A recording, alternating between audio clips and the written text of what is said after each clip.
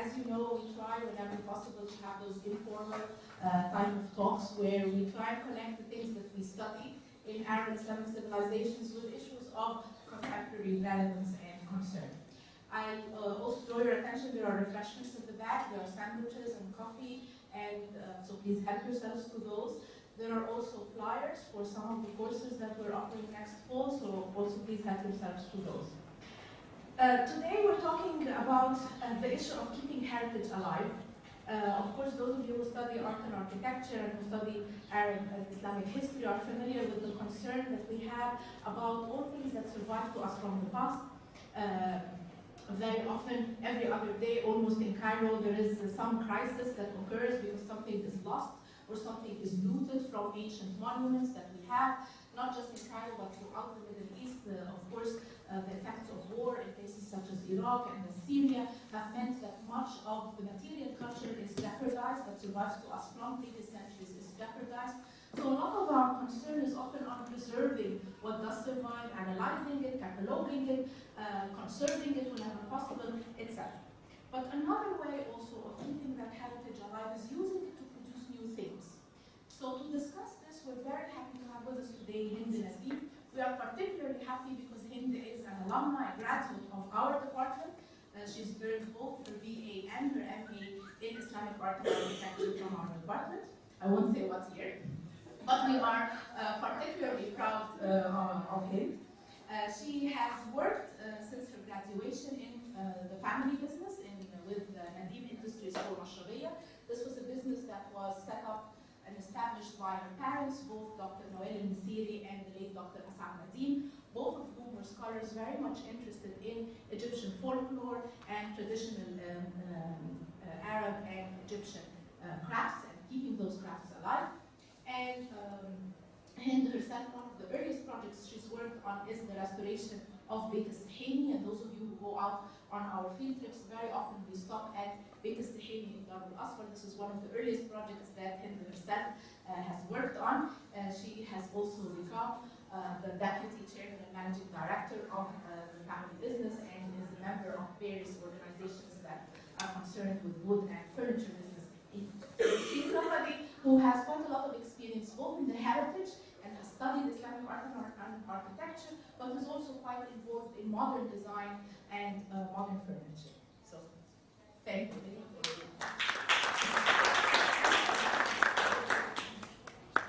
Please remember to turn off your mobile phones. Thank you.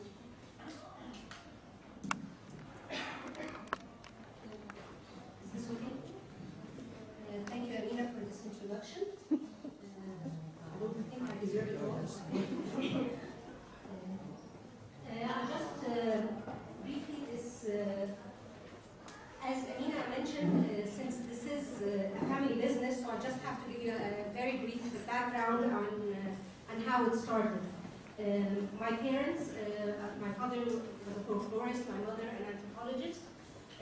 They did when it came time to do their graduate studies for the doctorate degree, they went to Indiana University, which was my father's choice because he wanted to study folklore. And that was the school, the best school at the time to study folklore. So he was interested in the traditional crafts of Egypt. He was originally graduated as a sociologist from Cairo University and did his MA in African Studies. But the interest in the crafts developed from the early 60s when he helped his brother compile data for documentary movies on the crafts of Egypt. And they produced at the time, I think, about over 10 different documentaries on the different various crafts of Egypt. He was intrigued by the woodwork of the craft of woodwork was one of the things that left a mark on him. So when it came time to do his study, he focused on the traditional woodwork of Egypt. So in 1975, they both finished their degrees in Indiana. My father did it on the traditional woodwork of Egypt, testing cybernetics. He was very much interested in the apprenticeship system and the training, how the knowledge was conveyed to the next generation, and how this loop was going. My mother did her study on the families of the area that the workshop was in. So it was a complete study of the craft and the culture around it. In 1978, after coming back and teaching and working at the American University for years, they established the National Art Development Institute of Mashrabeya. That was our first name. It's developed through the years, which coincidentally spells Nadim. So they established this as a training facility to train and preserve the crafts, especially the woodworking crafts. Started out with 4 people that were promising, that my father found when he was doing his studies, and they joined forces together, and in a basement, in one of the building we had in Dohi, in just one room, started a very small atelier. Jamie here might remember it. Garage. Yes, that was the extension when we moved into the garage. So it started out very small as in a one room with 4 workers, and from there it grew. This was our logo that was coined from the very beginning.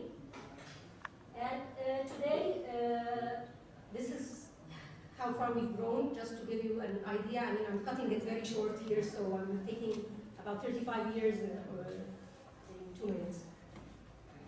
So this is our current establishment in Abu Rawash. And we started coining since 78, since now that we're old enough to do that.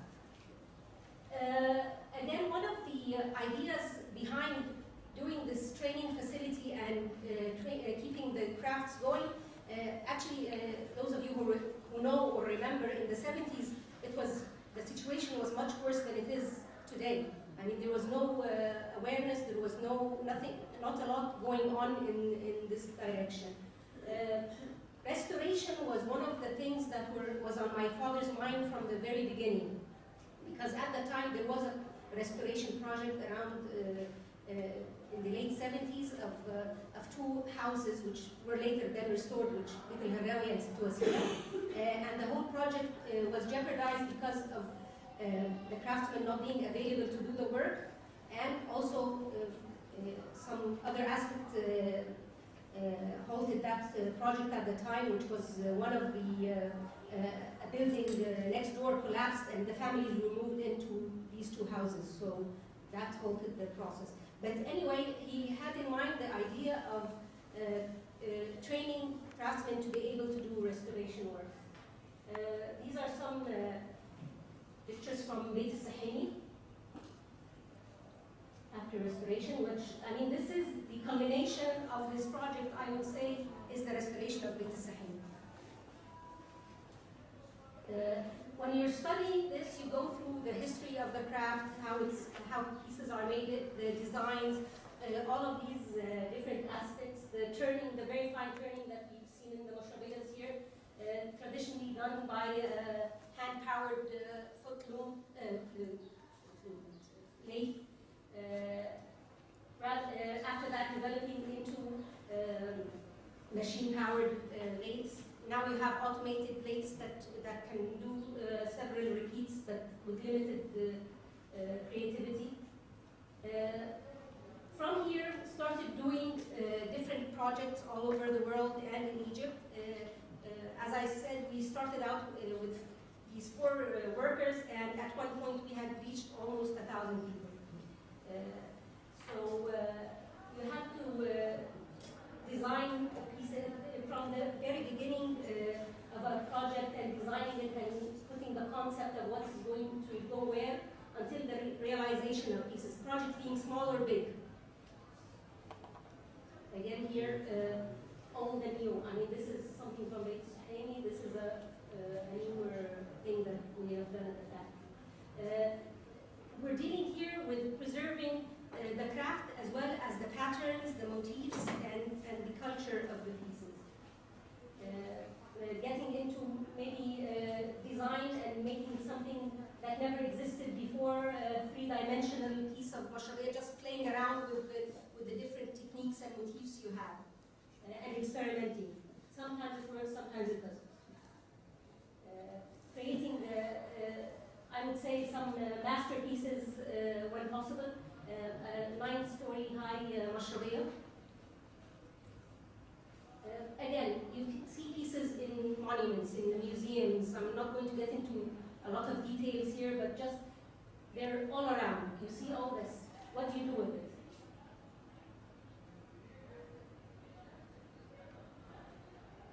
First, you have to study the designs, have an eye for detail, as Dr. Scanlon would say, and just how the patterns were made and understand the geometry behind it, the concepts behind it, and then you can recreate more pieces.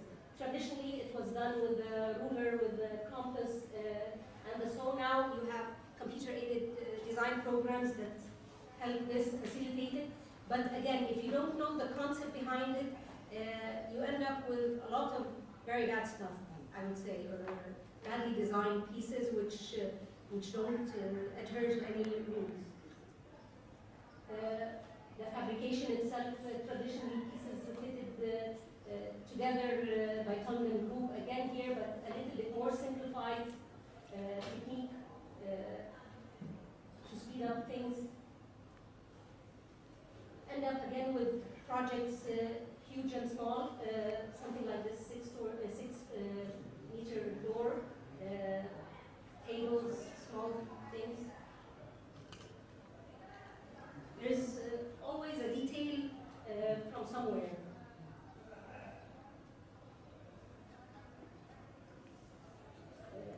Sometimes you have challenges. What do you do with something like this to create this staircase out of, starting from just scratch. This was a stainless steel installation which had to be covered up altogether. You think about it, go around and see what has to be done, come up with ideas, get inspiration, twisted things, patterns that were used. A lot of the patterns that we see around the monuments and buildings are interchangeable between different media. You find it in wood, you find it in metal, you find it in marble and stone, in different techniques.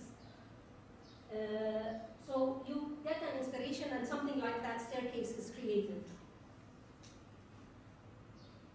Stalactites, or rather motifs, that is a very integral part in the architecture. You see them in buildings all over the place.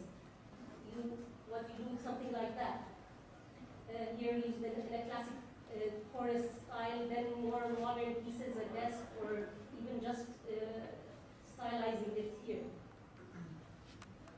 Again, the grill works that you see all around and getting inspiration from that. More of the grills here.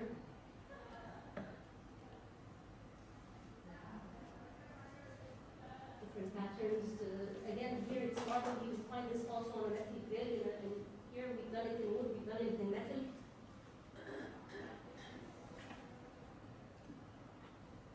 Carvings that you find in the museums, you find in different buildings. The horses in the Islamic Museum, one like it in the net. This is one of my favorite pieces. I think I wrote my first paper on this, and ever since it's been around. Doing the carving, the detailing, and ends up in an elevator in Kuwait here. Or on a screen, taken into a very huge scale and perforated, used in other pieces of furniture, doing it into a modern design here, separating the horses. Again, this from Ibn Tubun, here. Of course, the pieces here have been restored in the early 19th and 20th century here. So, but the original pieces are in museums all over the world. Again, we use things like that in decoration. We get inspiration from other decorations. The Tree of Life from India.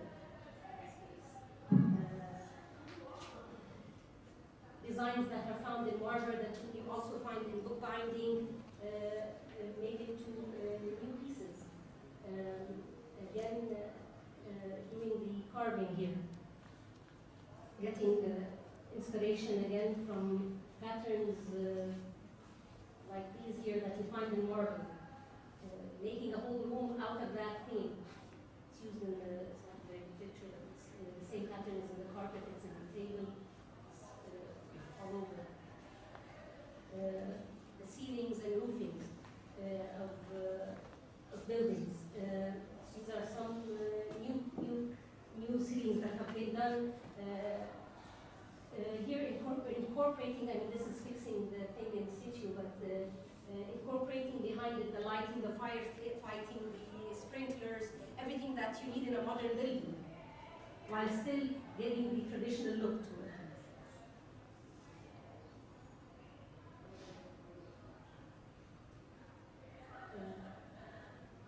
Again here, using traditional motifs to do this concentric conference table with high-tech screens and mics and speakers and all that integrated into a traditional look. Patterns taken from different media, different things like the marble inlay, which you use in mother of pearl or bone inlays to decorate pieces. The brass work and the metal work. Again, something that needs, that was developed. And you end up with chandeliers, with doors, with tables, with carpets, traditional carpets, hand-woven carpets. The mammoth carpets are maybe the only indigenous Egyptian carpet that we really know, or the famous one. Here, replicated, I mean, I would say more, not replicated, but inspired by them, and here made into a very huge 8 by 16 meter piece in one single piece, hand woven knot by knot. Okay, circular mammoth carpets, fine, you can do that. So, I mean, it's, this is again a huge 6 meter diameter piece. Other patterns that were not traditionally used for carpet designs. In some cases we put dates so people don't wander. Restoration again, I mean, we get back to when you study Islamic art or architecture and what do you do with it, and when you learn the crafts, and now you have people who know how to do things, how can this be used? So we have restoration is a major concern. I mean, you have the skill to do restoration, so this is something that has to be addressed. And you turn something, I mean, these are in-process photos of Beit Saheli here after it's finished. The Arab Music Institute again. But these projects don't come about every day, those needed. So you get into new projects. A very important aspect in work, as it was in the medieval times and in any era, really, is patronage. If you have patronage, you have high quality, you have art, you can things flourish. So when you get chances like this is the Arab organization's headquarters in Kuwait, and you have a concept where there was let's say, I would not call it unlimited budget, but very wisely spent budget, and with the social act, because part of the Arab organization headquarters, and the person responsible for the funding was the Arab Fund for Social and Economic Development. So the concept behind this building in Kuwait was that it's a very modern, high-tech building, but to incorporate works from the Arab world, because at the end of the day, it is an Arab organization's building, and to give craftsmen the upper hand in design and in creativity. So this was a humongous project.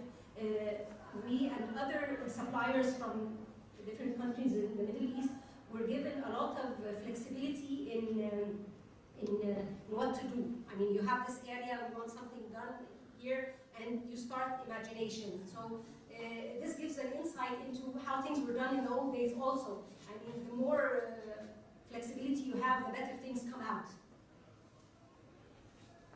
Something like this ceiling, these are all in this building, which I would call a masterpiece, really. Fitted with beveled glass inside the work.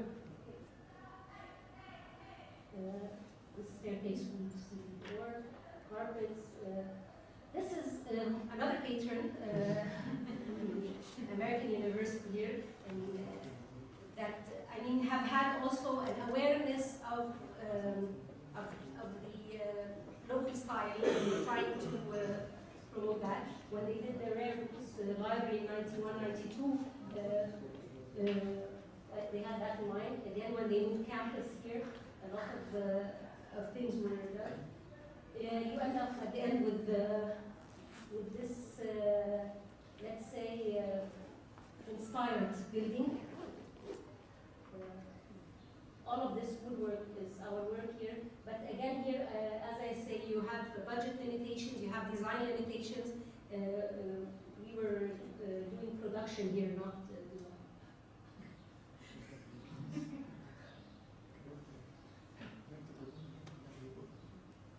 Those things you see around. Here we had a little more flexibility in the administrative areas. These are photos you should recognize.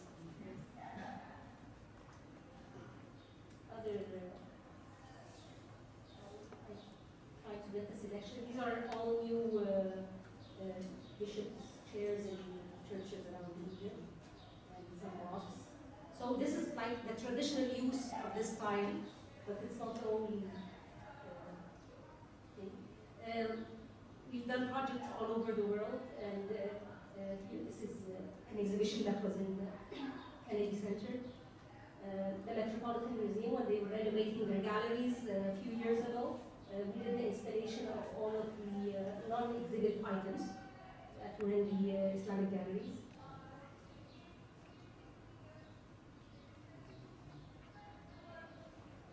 Different projects.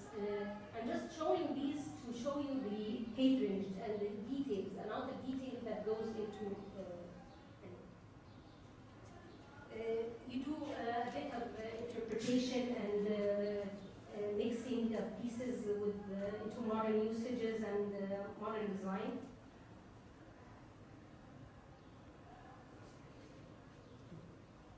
And here, since patronage is key to the development of these crafts, I just put a few of the logos of things that we've worked with.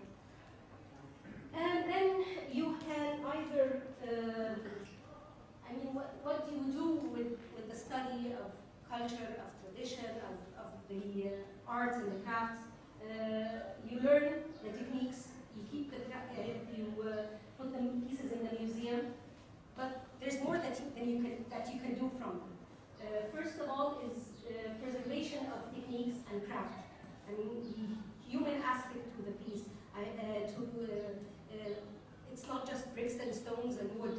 I mean, there was something. There was a craft. There was the intangible part of it, and how it was made, and ideas behind it. So this is something that has to be studied, and then you can also own a piece of it. I mean, you can. It doesn't have to be just in museums. If you use that inspiration and have something like that here. Just to end here shortly, this is what you look like after 35 years. Four people from this department that have graduated from this department that comprise the family business for now. And yeah, it's not bad, I think. It's just to, I mean, I try to do it very short, leave some time for discussion if anyone has any questions. Thank you very much.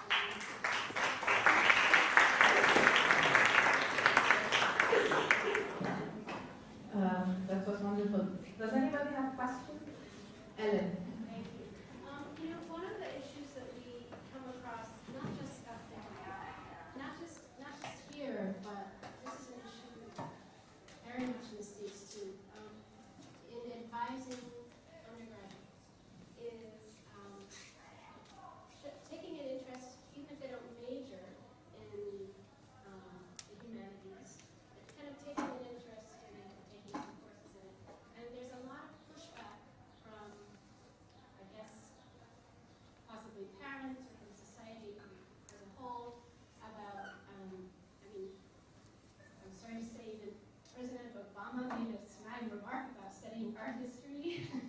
So, I think that we're at a moment when we're really kind of up against a current that's not very supportive of young people dedicating themselves to fields such as ours. And yet when I see what you've done with, what all of you have done with this, these degrees that you've taken from here and elsewhere, it's just, it's such a wonderful path that you've taken. And I just wonder if you could kind of address that for those of us who are here, and maybe give us some advice about how to get our message out. Is that, it's a big I'll try. I'm going to talk from personal experience. When I came to, or went to AUC there at the time, I had no idea what I wanted to do really, and there was no pressure from my parents or anything. But I guess, there was an inclination to do this, to study this. For me, when my parents started the family business, we were old enough to be aware of it. We were in our teens, my brother and myself. So we were part of the decision making and part of the planning. So it just ended up like the natural flow of things to choose this major or study in it. But that wouldn't have happened had it not been interesting as well. And from there, of course, it was it has always been a very, let's say, in terms of numbers, very selective or very minor major in the university, because people don't know what they will do with it. For me, I didn't have this problem. I had it in my, I had in mind all the time what I was going to do with it, or it was just like in the background of my mind. This, if I come to think of it now, maybe I would have studied business. It would have been more useful, because even to run something like this. But at the end of the day, you get to look at details. You see, you have a knowledge. You know the history. Maybe if the opportunities are not there, it should be encouraged as like a requirement that people should be aware of it. Maybe not major in it, because not everyone will be able to make a living out of it. What's available in the market for graduates. But still, if you think out of the box, if you use it as a background, there's a lot that can be done. There's work in development, there's work in training, in design, in various fields. Of course, I'm not talking about the traditional cases of conservation and academics and all of that, but elsewhere, I feel that it's something that just broadens the perspective and gives an identity also.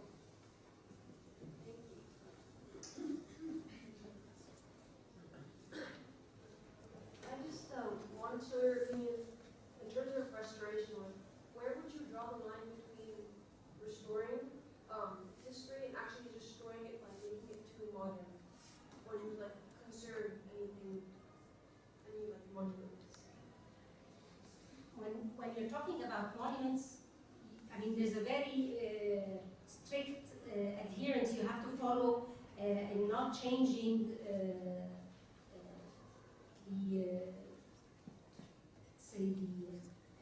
there's very little room for innovation or for creativity. You're either restoring things to keep them at the state that you received them at, or maybe just doing what they would call reconstruction of things according. I mean, say if you have a door and half of it is broken, but the pattern is there, and you want to do that, but it still has to be very clear that this is a restoration for dating purposes and the like. But you're following very clear guidelines. You don't go and invent a design to put it in that door, which is completely different from when you're doing it for a modern house. There you have freedom to do whatever you want, interpret it, and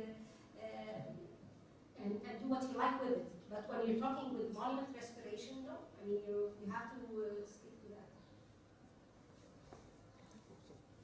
I have one question. It's a little bit nerdy, but I wondered about the wood, because I mean most of this work is wood. So I mean, what kind of wood do you use, and is it different from the wood that they would have used previously? And the other question is just how do you get the right balance? I mean, you know, when you're asked to do a project between the wood and stone, right? Because I mean, the use of wood in the let's say the monuments or the private houses in the past is sparing, right? I mean, it is sparing. It's mostly stark stone walls and all that kind of stuff, and a little bit of wood accent. But then in some of these examples, it's very wood heavy, because obviously wood has got cheaper over time, and so people are using more of it for decoration and stuff. Okay, for the first part, Egypt, as you know, is in the middle of the desert. We don't have any forests. This whole industry of wood is based on a raw material that we don't have. So every piece of wood is imported, and that has been the case forever. So since the ancient times, they used to get wood from Lebanon, from Punt, from Africa, I mean, wherever their expeditions went, and wood was regarded as a very precious commodity. And throughout the history, I mean, that's been the case. A lot of wood has been recycled, reused, and also because of the scarcity. There's some theories that the small pieces of turning and the interlocking, and that was developed because there wasn't enough wood. I don't believe in that. I mean, because to do it properly, you need wood. I mean, you need a lot of it, and you need good pieces of wood. It's not scrap. It's not scrap. But because wood was scarce, I mean, they made the most out of it. This is how I see it, is that this it developed because there was, I mean, it was something precious, so, you know, you're trying to make it as decorative, you try to make patterns out of it, and the like. Because of the climate, these techniques were developed. I mean, you have the interlocking pieces for the doors or for the minbars and the like, and you have the turning, which is small pieces fitted together with no glue, no nails, nothing, and they allow for expansion and contraction of the wood, so it doesn't just crack open or something. And you see some attempts in the early times when they would use big panels of wood put next to each other and carved and had very prominent cracks in them. After that, you have the development of the interlocking pieces. So that was to do with the wood and climate. The second part was about. Well, how do you balance? I mean, Balance. now that wood is cheap. I mean, it's still not cheap, but the balance, it depends on design. Remember that also in the old days, wood was used as a structural part. You had ceilings and roofs and the like, beams used for construction. And those were decorated. What we're doing now is mimicking that and making it like a fake decoration under a concrete, for example, slab or something. Yes, you have, it depends on the area you're doing, the extent of work, the budget you have, how ornate you want something to be, incorporating into it all the modern needs. I mean, to put a wooden ceiling like that could be considered as a fire hazard. So you have firefighting above and below it, and you have the lighting, the speakers, the sound system, everything that goes into a modern building has to be incorporated when you're doing that. I don't know if that answers your question or not, but it's, I mean, I don't think there is a balance. It's a matter of taste, aesthetics. It's not that you have more because it's cheaper. I don't think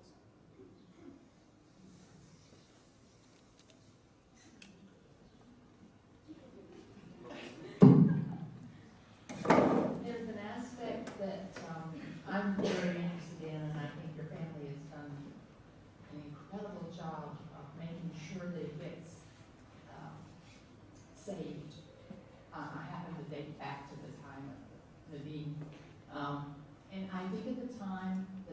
started this, we were losing the craft completely.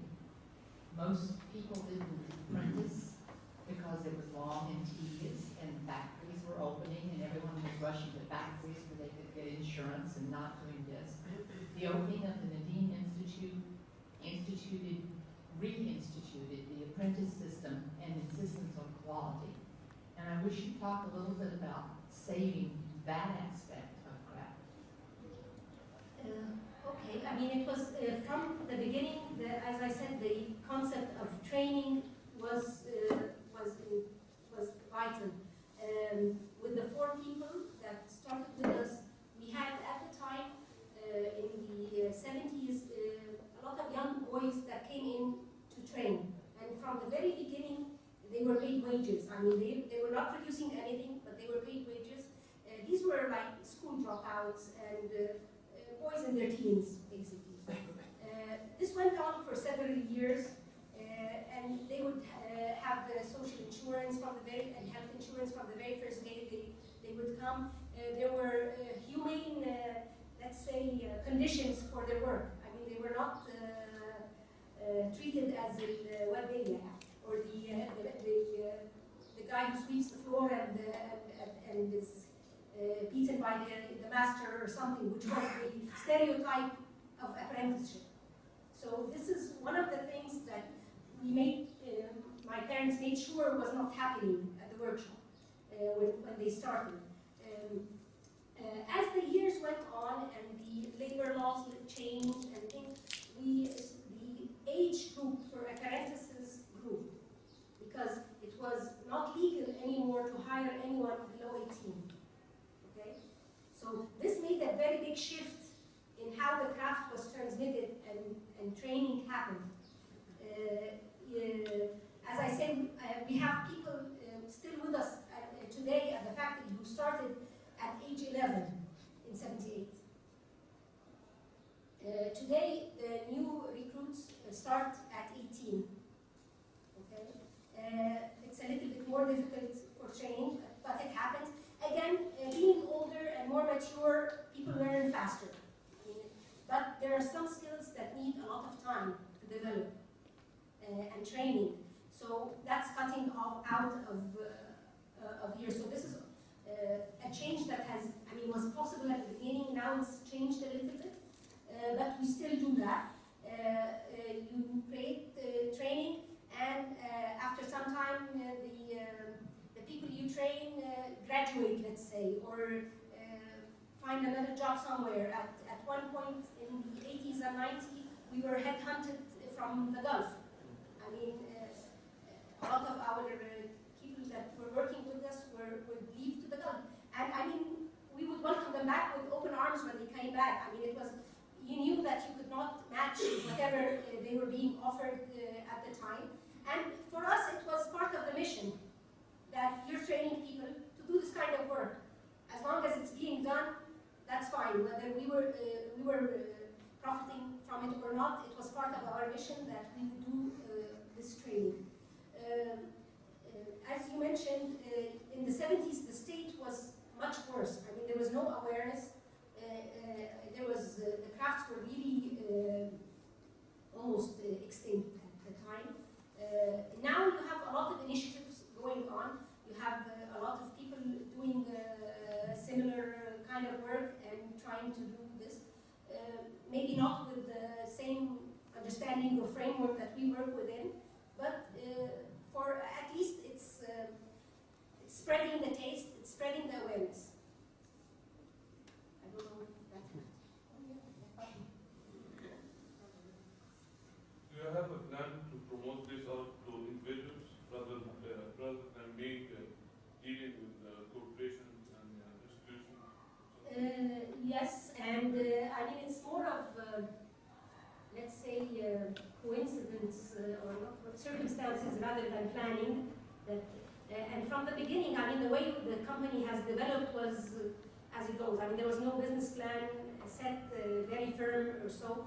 And also being a family business, I mean, you can do this, you can afford to do this and change plans and live. We never started out with corporate, but those, that's where the business was. So So we cater to whoever is available. At the beginning, it was word of mouth. It was friends and family. Someone who wanted a chair made or a table or something, and they would sit together and figure out the design and function and what they like and don't like and all of that, and things would be made. After that, it became more formal. There were more like contracts, and I remember an incident at the very beginning. We were doing, I think, some work in Kuwait, and my father was doing the contract with the main contractor for doing the woodwork. And in the contract, it specified that our company was the contractor, and the airway. So my father was like offended. I'm no contractor. I'm doing art. I'm doing this. It was like this is not what we're here for. I mean, but that's what business is about. I mean, it's turning it from a hobby and from a like and from something like that into a business. So you get into this, and yes, you are a contractor. At the end of the day, you're doing something according to a contract, and you have deliverables and the like. We've been catering for corporate as well as individuals throughout from the very beginning, but it was all by word of mouth, and someone knows someone who sent someone over and the like.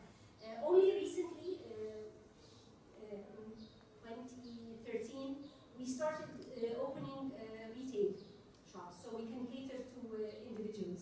Our first shop is next to AUC here, on Road 19, next to McDonald's.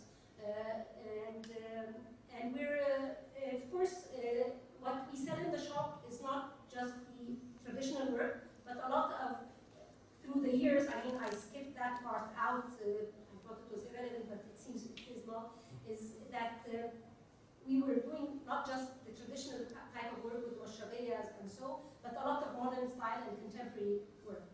And that was kind of the bread and butter that kept things moving, because there were not always projects that could keep the factory busy, and we had grown to a stage that you don't want to have people sitting around doing nothing. So we were doing whatever was on the market, whatever projects were available in whatever style. We had the craftsmanship, the quality, and the like. What the pattern was didn't really matter. What it was, I mean, this. But at the end of the day, this was not what we really wanted to do. We would always want to do give priority to traditional type of work. So now we're doing it hand in hand in the retail concept, trying to promote it and give it in small doses. Actually, you don't want anything very ornate or so, but putting things in modern and maybe a table or a piece or screen, something next to it. Just people, and then you get people who are really interested in this. You can produce whatever is needed. We've always been demand driven. We've always been customizing things.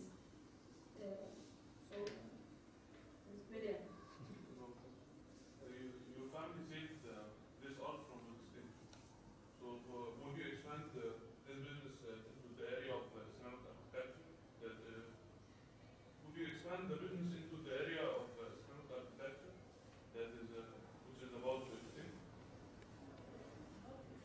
I'm not sure of Architecture, as in like, would you be designing buildings in addition? Most of your work is furnishings inside the buildings.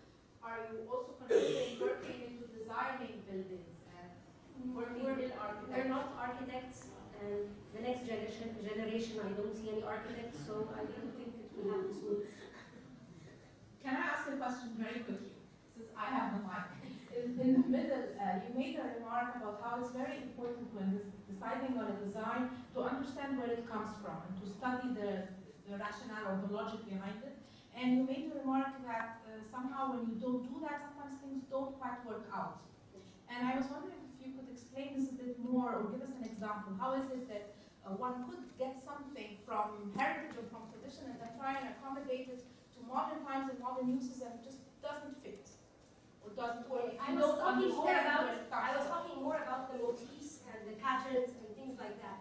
I mean, for each and every one of these motifs and patterns, there's a rule and there's certain proportions to it. So if you don't really understand those proportions and you blow it out of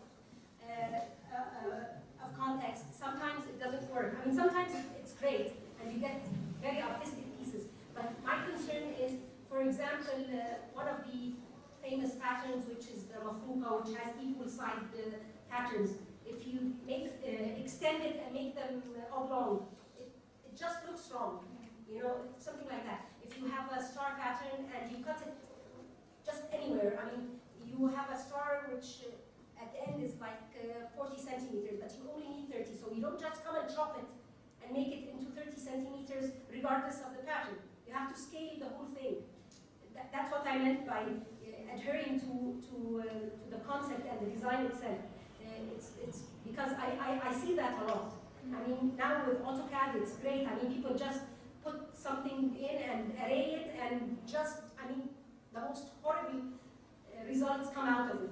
If you don't really stick to what it is and modulate the units to fit, and it's a lot of work. It's not just doing an array. Final question. Oh, sorry, it's not really a question, it was just going to be a remark. There's also a cultural side to it. I encountered that very early on when I ordered my first piece of Mashrabeya many years ago, a mirror frame. And I was very fond of one of the patterns. It turns out there's 6 traditional patterns, but at that time I didn't know that. And I loved that pattern, and I told the guy, and I didn't have very much Arabic, I want that pattern on the side here, and then this pattern over here. And he said, Madam, I can't do that. And I said, why? He said, because the water will fall out. I said, what water? It's wood. He says, these are oils. And if you turn them on the side, the water's coming out. So if you don't know the heritage, you're going to make mistakes. Your last picture, you showed the pharaonic, very long, the stool, before last. Are you thinking of expanding the pharaonic period, maybe? I don't see it as pharaonic, I see it as Egyptian.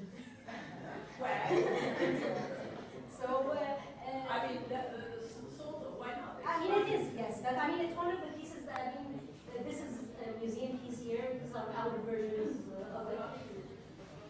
Yes, that's fine, I mean, it's just, I mean, there's nothing wrong with that, yes, I mean, Are you thinking external though?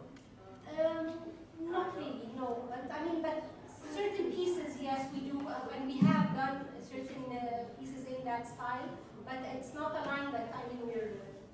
That armchair would look perfect. Actually, Maybe you can commission one when I can patronize them. we saw on a recent thing, the former heir to the throne of Egypt had in his salon in Geneva a pharaonic chair. I don't know if you noticed. I saw that thing with Ibrahim, whatever. Anyway. And then I think that you moved into the carpet making business as well. My father had a very long list of crafts that he wanted to add. So I mean, it's, we haven't reached half of it yet. So carpet weaving was on it, and again, that came by chance, not planned, but we had a commission to make the carpet before we had a carpet department. Those huge carpets I showed you in Kuwait, and no, we went around trying to have it, to commission it, have it made somewhere here in Egypt. Nobody was interested. To have a machine made, machine made. They wanted hand knotted, one piece with a certain design. Nobody was interested. They said it can't be done. We can make it into 4 pieces and sew them together. I don't know what the one we're talking about. We insisted we wanted it a one piece. Everyone said it was not possible. We built a room which was like a bridge. Yeah, I mean it was 20 meters wide by 10 meters high. It was in our old building in Dubai. Used that in building our new factory, the steel that came out of that room. But I mean, it was a challenge. We did the carpet. It took a year and a half on the room with 50 people working on it daily, going up this high every day, knot by knot. We did an idea. My brother had an idea at the time to work it sideways. Carpets are always woven lengthwise, vertical. We put it on its side. That way you can seat more people and make it in half the time. And when he went to Farid Khamis when we were designing this room, and he was taking his advice and said, would something like this work? He said, technically it would work, but only someone who's not in the carpet business would think of it. because it was like out of the box. It was not something that they're used to in that trade. So we did it. We did 2 of those carpets, and you've seen it there, and it worked, and it cut the time by half because it's how many people you can sit next to each other working on. So it took double the. Thank you all very much for coming out. Thank you, Hind, for this amazing introduction.